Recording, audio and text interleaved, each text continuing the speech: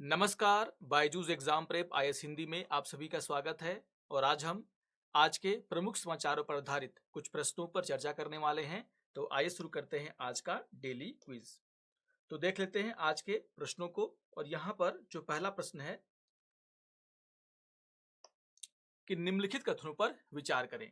और यहाँ पर आपको दो कथन दिए गए हैं और आपसे पूछा जा रहा है कि इनमें से कौन सा कथन सही है। आइए देख लेते हैं पहले कथन को। पहला कथन है कि डिजीज एक्स एक नाम है जिसे विश्व स्वास्थ्य संगठन ने अपनी प्राथमिकता वाली बीमारियों की ब्लूप्रिंट सूची में एक काल्पनिक अज्ञात रोगजनक का प्रतिनिधित्व करने के लिए अपनाया है जो भविष्य में महामारी का कारण बन सकता है।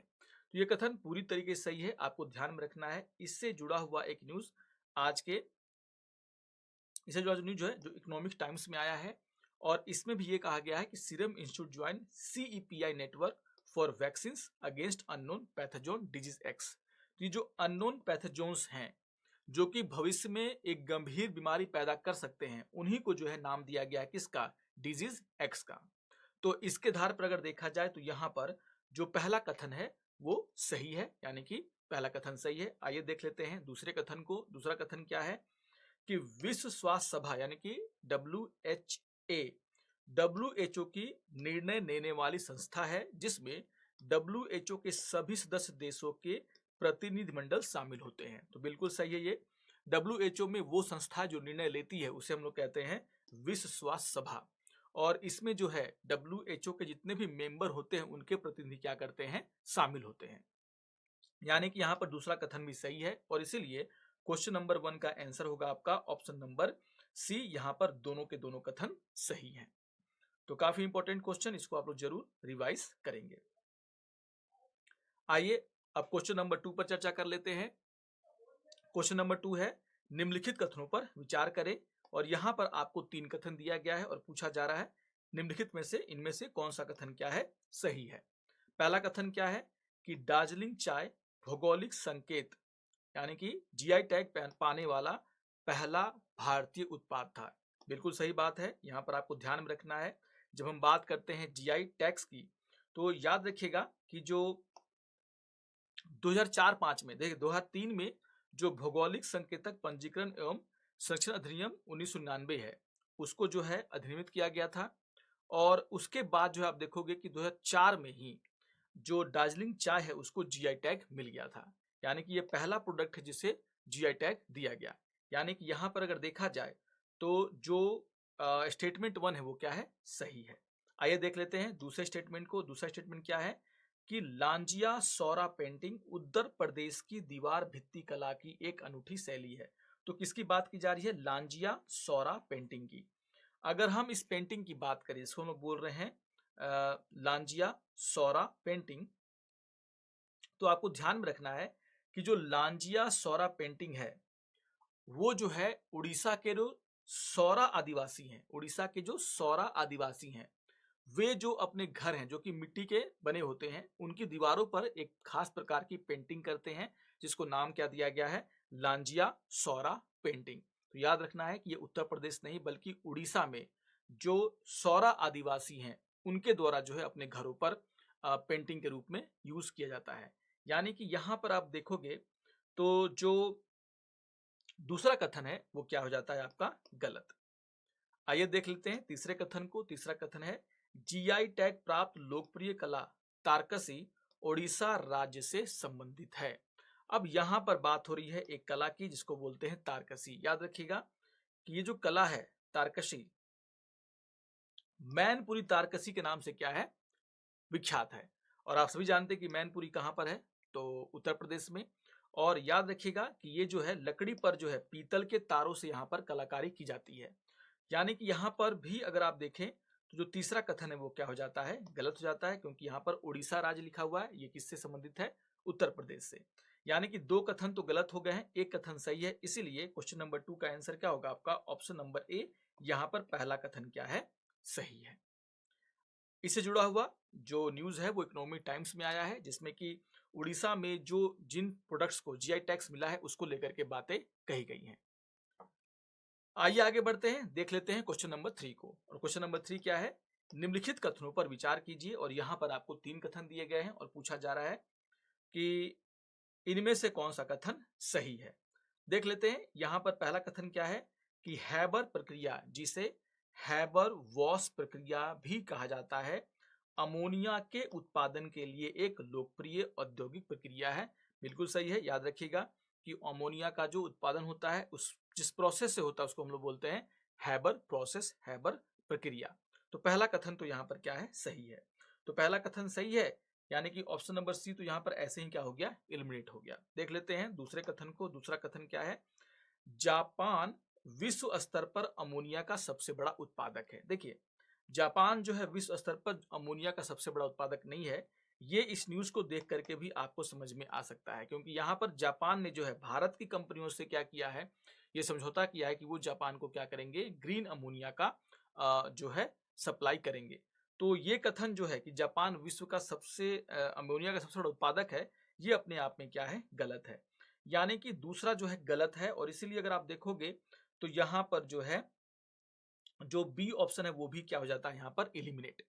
अब देख लेते हैं तीसरे कथन को। तीसरा कथन क्या है, ग्रीन अमोनिया का उपयोग कार्बन तटस्थ उर्वरक उत्पादों के उत्पादन में किया जाता है और भविष्य में जलवायु तथा शिपिंग ईंधन के रूप में भी इसकी क्षमता है। तो देखिए, ग्रीन अमोनिया की जब हम लोग बात करते हैं तो ग्रीन अमोनिया में क्या है, जो कार्बन तटस्थ उर्वरक है उसको बनाने में इसका उपयोग किया जाएगा। और खास बात यह है कि जापान जो है काफी फोकस कर रहा है किस पर, अमोनिया पर। देखिए, अमोनिया जो है वो हाइड्रोजन और नाइट्रोजन से मिलकर के बनता है। और सबसे खास बात यह है कि जब आप अमोनिया को ऊर्जा के लिए क्या करते हैं, जलाते हैं, तो इससे तो जो कार्बन डाइऑक्साइड है उसका उत्पादन यहाँ पर नहीं होता है। और इसलिए जापान और भी देश जो क्या कर रहे हैं, CO2 के इमिशन को कम करना चाहते हैं, वो क्या करना चाहते हैं कि अमोनिया का ज्यादा से ज्यादा इस्तेमाल करना चाह रहे हैं। तो अगर इसके आधार पर भी देखा जाए तो यहाँ पर जो आपका तीसरा कथन है वो क्या है, पूरी तरीके से सही है। यानी कि 2 कथन यहाँ पर सही हैं और 1 कथन गलत हुआ, यानी कि पहला और तीसरा कथन सही, इसलिए आंसर क्या हो जाएगा आपका, ऑप्शन नंबर डी। तो क्वेश्चन नंबर 3 का आंसर क्या है आपका, ऑप्शन नंबर डी। तो ये बात आपको ध्यान में रखना है। तो इससे जुड़ा हुआ जो न्यूज है जो कि PIB में आया है उसको भी आप जरूर पढ़िएगा। ग्रीन अमोनिया को लेकर के भारत और जापान के बीच में जो समझौता हुआ है वो न्यूज। आइए आगे बढ़ते हैं, देख लेते हैं क्वेश्चन नंबर 4 को। क्वेश्चन नंबर 4 क्या है, निम्नलिखित कथनों पर विचार करें। और यहाँ पर आपको 2 कथन दिया गया है और पूछा जा रहा है इनमें से कौन सा कथन सही है।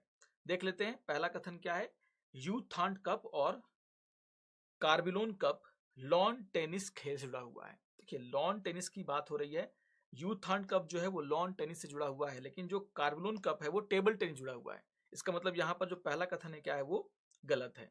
ठीक, दूसरा देख लेते हैं कि FIH यानी कि international hockey federation field hockey, indoor field hockey और आइस हॉकी की अंतर्राष्ट्रीय शासी निकाय है।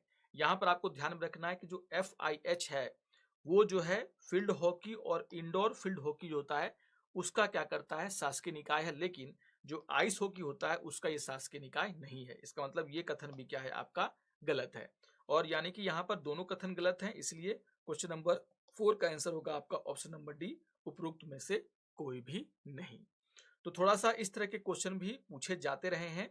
तो इससे जुड़ा हुआ एक न्यूज आया था द इकोनॉमिक्स टाइम्स में, और क्वेश्चन क्या था कि Rohan Bopanna makes tennis history become oldest player to claim number 1 sport. तो इस न्यूज को थोड़ा सा आप लोग जरूर देखिएगा। तो रोहन बोपन्ना ने जो है क्या किया है, वो ओल्डेस्ट प्लेयर बने हैं अधिक उम्र में जिन्होंने क्या किया है, नंबर 1 स्पोर्ट धारण किया है। तो यहाँ पर जो है थोड़ा सा इसको आप लोग जरूर एक बार रिवाइज करेंगे। आइए आगे बढ़ते हैं और देख लेते हैं एक प्रीवियस ईयर के क्वेश्चन को। और ये क्वेश्चन 2018 में क्या किया गया था, पूछा गया था। क्वेश्चन क्या है कि विधि सूचकांक का नियम यानी कि रूल ऑफ लॉ इंडेक्स निम्नलिखित में से किसके द्वारा जारी किया जाता है। तो यहाँ पर आप ध्यान रखेंगे कि रूल ऑफ लॉ इंडेक्स जो है वो विश्व न्याय परियोजना के द्वारा क्या किया जाता है, जारी किया जाता है। जहां पर ये देखा जाता है कि रूल ऑफ लॉ, करप्शन, इसको लेकर के कौन सा देश कितना स्कोर कर रहा है, कितना अच्छा है। तो विश्व न्याय परियोजना यानी कि ऑप्शन नंबर डी क्या होगा, इसका आंसर होगा। तो इस तरह के क्वेश्चन भी आपसे पूछे जाते रहे, जरूर इसको रिवाइज करेंगे, जो भी इंपॉर्टेंट इंडेक्स हैं वो सब। आइए अब आज के तथ्य को लेकर के चर्चा कर लेते हैं। और आज के तथ्य में हम चर्चा करेंगे गोवर्धन योजना को लेकर के। तो इसको लेकर के जो है कुछ न्यूज जो है आज के PIB में आया है। और आपको ध्यान में रखना है कि आखिर ये जो गोवर्धन योजना है वो है क्या। तो गोवर्धन कचड़े से कंचन। तो यहाँ पर जो है आप ध्यान रखेंगे गोवर्धन का फुल फॉर्म क्या है, galvanising organic bio agro resources धन। तो कहा क्या बोला गया इसको, गोवर्धन। तो इसका फुल फॉर्म जो है आप एक बार जरूर देख लेंगे।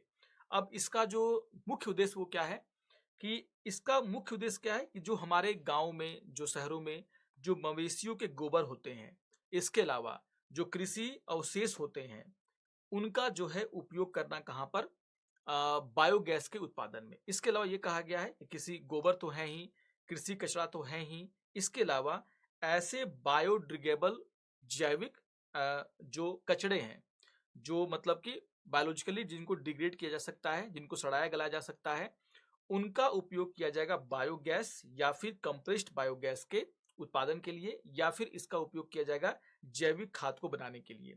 और फिर यहाँ पर आप ईंधन के रूप में इसका उपयोग कर सकते हैं, खेतों में खाद के रूप में इसका उपयोग कर सकते हैं।